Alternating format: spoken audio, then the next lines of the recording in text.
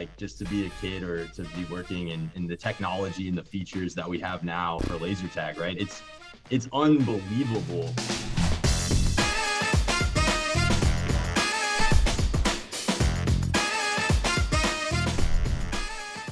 Hi, I'm Russ, and this is the Memory Makers Podcast, the show that helps you create amazing customer experiences and make more memory.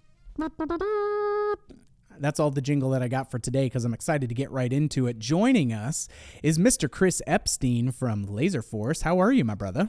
I'm doing great, Russ. I mean, it's only the third time I've talked to you this week. So how have you been? Let's check in. I am good. I am doing well. You know, for those that don't know, Chris and I joke because I think that, he's probably one of the cats that I talk with the most outside of like my wife. So with the projects and everything that we've been cooking up recently, it's been a ton of fun. And but yeah, never a bad time to see your smiling face, my friend. And if your wife is watching or listening to this, like he's just joking. He definitely doesn't talk to me more than you. So yeah, Tiffany, I don't think Tiffany watches the episodes, but she does tune in at the end for bloopers and stuff because she does have a good time, seeing me be silly, which is good. So as long as you're not getting in trouble, that's what counts, man. That's right, my man. Well, Chris, I wanted to have you on because you, like me, come from a little bit of an operational background and had kind of an organic start within the industry as a fan and a player and an employee first, and have somehow found your way back into getting a real world job in this incredible industry that we are in. And so I thought it'd give us a chance to talk through, what are some of the things that we're seeing trending through, what is keeping laser tag relevant, what are things on the horizon that are really helping, keep it fresh and new as it continues to be a really great staple for so many centers, as well as looking at what we've learned or seen in there that really help make some powerful memories for folks, for the guest experience throughout all of that. So tell us a little bit of your background. Give us the 30-second, elevator pitch of, how did you get your start in the industry and what do you love the most about it? Yeah. And I love how you said it, real world job. It still doesn't feel real, right? Like getting to just work in the laser tag industry, right? As like a full grown adulting, right? So that's right. That's right. It's crazy. So I'm definitely grateful. Not a day goes by where I'm like, wow. It's silly. It's silly. And going back, Russ, I mean, you said it. I started out as a player. I mean, I remember the first time laser tag came to town, and I was just like, I was there probably opening weekend, and that's when I fell in love with the game, man. And it was just incredible. And I wasn't quite old enough to work yet, but I just kept coming and playing as a tournament player and getting as much laser tag as I could. Probably maxed out my parents' credit cards. Multiple times and just playing, and then from there, went into first job, and worked throughout school and things like that, and kind of worked my way up through the, facility, just starting out as a marshal and kind of moving up into the tech role and then kind of like a supervisor role and then eventually a managerial role. So that's kind of how I got my footing. So then once you went off at, post that piece, what was the journey between then and then joining forces with Laserforce, pun intended? Cage fighting. Yeah. So, and as you know, it's not a sustainable career. Oh, bro, you don't have enough cauliflower ears or tattoos to be able to make that claim. No way. So no, not dissimilar from cage fighting, but, so I got into teaching, public education and coaching football. Down here in Texas, we love our football and loved it. Wouldn't trade it for the world. It was a great experience. But just kind of, it ran its course and I was ready for kind of a new chapter. And I'm a very big believer in I want to do something every day that I really enjoy. And I want to, just like a passion for me has always been laser tag. So I kind of went from one passion football to another passion laser tag. So very grateful, very blessed on that. I can definitely see you on the gridiron, whistle. I bet you were a visor guy. Oh, yeah. Bill Belichick sleeves. Off. Yeah.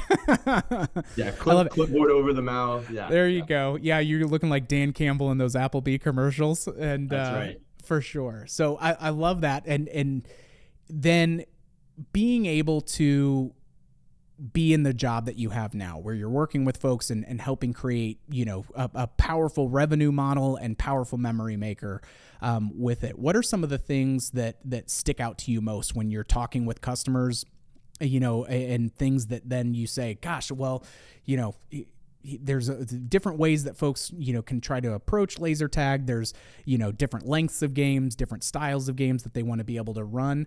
As when you were operating, what were some of your favorite things from an operational model? Were you guys typically running, hey, we're going to do the same, 2 team games and 2 solo games, or did you guys experiment? How did you guys try to craft different experiences when you were working at that center? Yeah, that's like a great question, right? Because it's so interesting to kind of break down, laser tag and what it can be, right? And really, I think it just comes to, the best way to answer the question is what are you trying to provide your guests, right? So if you really want to kind of go for, hey, we really want people to come in and just enjoy laser tag and keep it simple, keep it moving, and just give them a great experience. But, we're okay if they play laser tag, then go on to the next attraction. Or if you're like, we want this to be our anchor, our staple, like this is what we're known for. And then you're really going to like lean into that replayability aspect, right? So when we were, I was very fortunate, and I kind of worked, I would say maybe the golden era of laser tag, where that technology was just rapidly getting better every year, and the newer generation of equipment. And it was awesome, right? We've never seen anything like it. Everything was so new, and just incredible, right? So we definitely kind of had our way of doing things. We did league nights maybe during the week, on a Tuesday or Wednesday, kind of when things were slower. And then we would really kind of go all in on this Friday night concept of like, hey, like after all the birthday parties clear out, I think it was 9 to midnight is what we called it, right? So like Midnight Madness, something like that. And that's where we really kind of leaned into those special games, unique games, things that aren't just, red versus blue or an individual game. Yeah, for sure. Yeah. I love that. We had a very similar piece as well, where it's like, we're going to, for the majority of our, birthday parties and things, it's like, we know that we need to run this kind of format of game because it's lending itself to the guests and the throughput and the turnover that we needed to have. But then you get past that, 8 o'clock, 9 o'clock kind of time frame. You've got your regulars that are coming in. Then at that point, they're getting ready to do the, the laser tag bundle that we had for that 3-hour session, and getting their, unlimited soda drinks and sprinting to the snack shack to refuel on Mountain Dew and be way too hyped up. But that was where we got to experiment with the different game options and formats and objectives and things, because even if you had walk-ins that weren't necessarily as familiar with it, you had enough of that core crew that was regularly playing that could coach them up, get them going. You'd split up the noobs and your regulars, so that way you weren't just kicking the pants off of these poor folks that didn't know what they were walking into. That's right. And Russ, I think you're hitting the nail on the head, which is like, you really start to build that community out, right? Yeah. And one thing that I love about just the laser tag community just across the board is like, it's pretty inclusive. Like people, they come in and they know, hey, these guys are new. Like, we're not just going to beat the snot out of you. Like, we're going to help you. We're going to teach you. We're going to try to make it fair. And I love that about the laser tag community, and just laser tag as an attraction does that, right? It really builds like a strong community of base players, and it just grows. Yeah. Well, the other thing that was nice for that really resonated with me was during those times where we are experimenting and tinkering with the game formats, a lot of times that would then translate into, hey, for the next 2-week block, what do we want to take from this that we had a lot of fun with, and make that kind of the new format. So even if we had a generic team game that was running for our busiest time so we could keep the train running on schedule, was still then every 2 weeks or every week, we would then change what that kind of format was, right? So then as we had people coming back regularly during the busy times, like there was something new about the experience, and it gave us as staff members chances to really familiarize ourselves on how to coach people up through the game, be a little bit more of the caddy as well as the game marshal to ensure those kinds of things. And with so often, and you and I talk about this ad nauseum, but when we talk about it if you're going to buy this Ferrari, not using it to deliver just pizzas, right? And so using the different knobs and levers and dials on the machine, so to speak, so that way you can create something that is a fresh and new experience. Because while it may be something of, hey, if I'm your average player that only comes to, or average guest, that by the IAPA benchmark survey that comes between 2 to 3 times a year, it's not going to inherently jump out at me, but it's going to be different enough where I feel like there's always something a little bit new going on. But really, from that community building standpoint, like that then allowed us, those were then the games that we ran even more so during our weekday evening kind of time frames and things, because then that was what allowed us to have more of the league and tournament play, because you had just them exposed to so much more types of play. Exactly. And I mean, and you're probably in the same boat as me, man, but it's like, what I would have killed to play, like just to be a kid or to be working in the technology and the features that we have now for laser tag, right? It's unbelievable, like, how things have evolved and how it's amazing, right? I'm like, oh, these kids just don't know how, back in my day, right? Kind of thing. Like, I feel like the old man, but just to go to your point, it's like we have Ferraris now. Like, we're driving around in Ferraris, like, from where we were even, 15 years ago, 20 years ago. It's awesome. Well, there's just been such incredible. Right? We missed out on the Ferrari age, man. That's the thing that's nuts to me, right? Is like, I look at some of the stuff that we do now where you've got, hey, how do we create a much more either cinematic experience in the briefing investing kind of area? How do we have cooler features that stay sticky and make the attraction linger in our minds beyond just the playtime that we do, as well as, just in the arena itself, the level of interaction, right? Like back in the day, it was very much akin to more high-tech dodgeball. You had a few variations and you would experiment. Right. You would, when zombie mode or infection mode came out, like that was a big deal because it was something that, was just beyond the, okay, tag, deactivate, reactivate, attack the base, right, and do all of that. Where now when we have things like, I don't know, the launch room kind of stuff where you can do a lot more of those cutaway scene type settings that you do on things like Call of Duty or those video game experiences, but even on like tiebreakers that we worked on in Tennessee, right, where they have that ultimate reveal prop. They've got some really cool pieces where now I'm interacting with one set of targets to then reveal and open up a second prop and big bad boss target now that I have to do. So like taking inspiration over the years from things like video games and game theory to then completely keep you transported as the main character of your own story has been so cool. And it's super fun for the different age groups. Like what blows my mind too is still how, that we look at stats like gamer stats, right? And 10 years ago, your average gamer was 28, and now they're actually, it's like 35, right? And so the gamers are aging up and staying with it.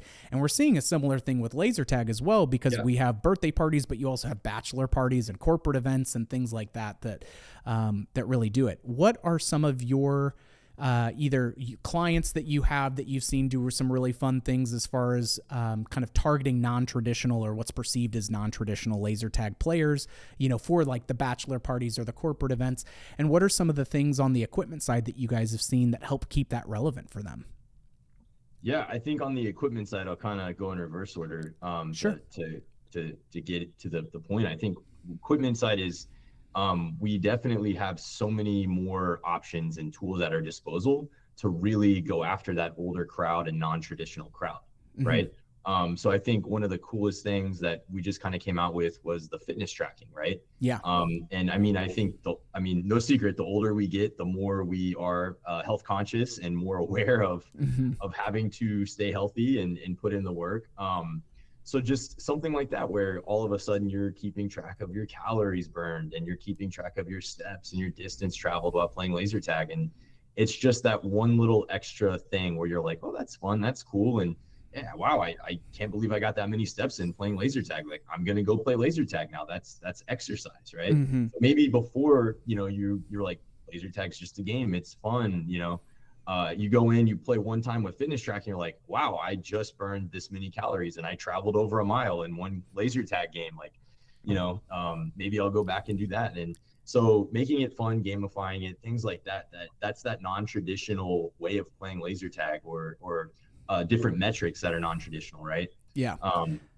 Well, So because I it think, takes more yeah, than like, hey, this is what your accuracy was or your total points right. amount. Because even when we were at like the 5-star annual event that they had, running that live game of laser tag, and then the shit talking that took place. Pardon the French, but we're gonna drop it, and I'll put a quarter in the swear It's jar. okay. It's a Friday. You're good. Yeah, the trash talking that went along with people of like person who moved the least during the game, right, and things like that, where now all of the sudden it's just adds more nuance and texture to the guests being able to see different things that now they can turn into a trash talking point of like, hey man, you moved the most but your accuracy was garbage. Like it just allows you to everybody to have an opportunity to have a kind of crown that they could wear, or potentially a jester hat instead, depending on how the results shake out. Exactly, right. It's just one more thing where you come out of the game and you're like, oh my gosh, Russ, you took 50 steps. Like we lost the game. Like what were you even trying? So I'm what you call a camper, and that's why those numbers were what they were.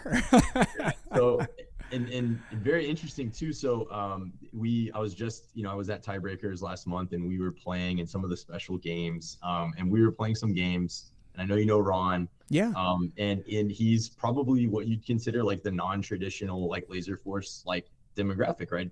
He's older and things like that, and he comes out and he whoops us. And we come out and we like look at his steps, and I'm like, what? You barely moved and you won the game. And I was like mind blown. I was like, how did you do that? And he's just got this big smile on his face. It was just kind of that extra, like, see, like, us old guys still got it, right? Well, the other cool thing that I'm really excited about, and you guys debuted this a little while back, but even being able to start taking things like redemption and incorporating that into the play experience, where now we can, have something whether you have someone that, they're not going to come and spend an extra 30 or 40 bucks in the arcade, but now they have the opportunity to integrate this with it. It just helps get the attraction exposure kind of permeated more throughout, right? And being able to have that intelligently tied to performance within the game is really cool as well. And so it's those kinds of things, right, where you're not turning the world up on its head, but you're giving new and different ways for them to have a familiar experience, but it keeps it fresh as they go through. And I love that redemption enabled feature that you guys do. And honestly, like it's been, an amazing to see, because when we were developing this feature, and it's like, we'll see how it goes, right? Like we think this is going to be great, but how is it going to be used? And then the rollout came, and people have really just adapted it and run with it in a variety of ways, which some of us surprised us. I mean, I remember the first time, we were, I believe it was Thrills, right? Yeah. And they were like, we want something worth just a bunch of tickets, right? Like just an stupid, insane amount once a game, right? Like that's it. And it's going to drive replay, we're like, that's a cool concept. Like we didn't really think, like when we were coming up with it, it would be used in this variety. We're thinking first place gets tickets, second place gets tickets. And then so to see these operators just be like, hey, we're going to use it like this. I was talking with someone and they were like, we're using it during the weeknights now to like laser tags worth like triple tickets. Yeah. Like as a promotion, like come on Tuesday and you get triple redemption playing laser tag. Right. So just kind of like how operators have embraced it and used it, and just the integration with the arena and like what it can do for that. Like, it definitely adds value to the props. Like all of a sudden these things are worth a lot more than normal. Like, it's so cool to see how people are applying redemption just across the board. Yeah. Well, and I think that really also speaks to how much we benefit from learning from our customers as well as them learning from us, right? Like it's such a symbiotic relationship in furthering and pushing the envelope of what can be done, because they're seeing something, and it could be the 17-year-old that has this crazy idea and it makes its way up through to us. It could be the owner, but they're closer and finding new ways to experiment with it in order to keep the experiences fresh. And it keeps them relevant to their customers, but it also gives us opportunities of, oh, that would be a really cool idea. Like, what if we could take that and you just start to add a little bit more razzle dazzle or riz for you kids that are listening, that go in there. So I feel so old saying a phrase like that. I think we're done here, man. I didn't know this was going to use that kind of vocabulary. I don't know. I don't feel good about it, but yeah, Russ, you're absolutely correct. I mean, you give operators tools, and good operators are going to find what works for their business specifically. And then as manufacturers, right, we kind of like see like, wow, that's great. Like, let's bring this to multiple customers and like, let's really help out a lot of operators across the board. And, you know, in our industry, you know how it is, man. It's like, everybody's very like helpful and appreciative, and everybody kind of works together, and it's awesome. So, yeah, always coming out with new features. It's always fun to see how, you know, people are going to use them. And it's just like that living process of like, hey, let's continue to make this feature better and suggest it to be used in this way. I love it. Well, hey, as we get to a wrapping point here, I know that you are a wisdom-seeking and growth mindset human being. It's also why we are kindred spirits, you know, that come with that. And I know that you're consistently diving into content, whether it's audiobooks or podcasts, and things like that. Do you have anything that you've come across recently that really has been scratching you where you itch? So I mean, shout out to Danny. He couldn't make it apparently today. I don't allow Danny to participate in the guest interview. But yeah, I highly recommend, you know, Masterminds. Like you just mentioned, it's awesome. A book that I have read and kind of, you know, was told about was Now Discover Your Strengths, by Don Clifton. And you know, in that book, you take a survey and they kind of tell you like, these are your 5 strengths. And the premise is always, look, here's what you need to focus on, right? Like, this is what you're really good at. Use these tools, you know, and really focus on that. And if you're not using your strengths, like maybe you're, I want to say wasting your time, but you're not being efficient, right? Yeah. And I think everybody kind of like, it's interesting. You know, we always focus on our weaknesses and trying to like strengthen our weakness, but it's like, that really just enabled me, you know, reading that book just to say, hey, I'm going all in on my strengths. Here's what I'm good at. And I'm sure, Russ, you're probably familiar with this, but, you know, you get your list of strengths and some surprise you. Just following that, I highly recommend it to everybody. I've sent it to a few people for Christmas presents and things like that. Right on. Okay. Well, I think that's one to add to the Oprah's book club, whatever. That's a trademark infringement. The book club, the preferred reading list. Yeah, we'll drop that in post, won't we, Mike? Awesome. Well, hey, thank you so much, Chris. And, you know, for all of you, we've got more great episodes coming up. Feel free to check back in weekly and catch the great content that we've got coming your way. If you liked what you heard, don't forget to give us a review. We always appreciate that. 5 stars, please and thank you if we've earned it. And if you have any ideas for future episodes or things that you would love to have layers of the onion peeled back and revealed, we are more than happy to jump into it. Just hit us up on social media and we'll be able to add that into the mix. Big shout out to Mikey Mike on the 1s and 2s working the Ultranet for us. And thank you again, Chris, so much for joining us. And thank you all for listening, and we'll catch you on the next one, Troublemakers.